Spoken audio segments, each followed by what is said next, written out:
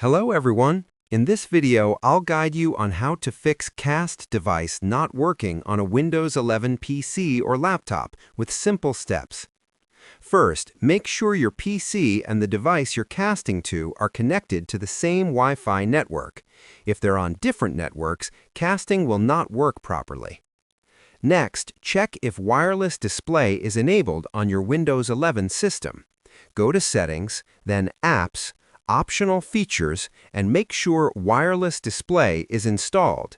If not, add it from the features list. Also, update your network and display drivers from Device Manager because outdated drivers can cause casting issues. Another important step is to enable Network Discovery. Go to Control Panel, Network Settings, and turn on Network Discovery and File Sharing. You can also restart both your PC and the casting device to fix temporary glitches. If the issue still continues, disable any firewall or VPN temporarily and try again. And that's how you can fix casting problems on Windows 11 easily. Subscribe the channel for more videos.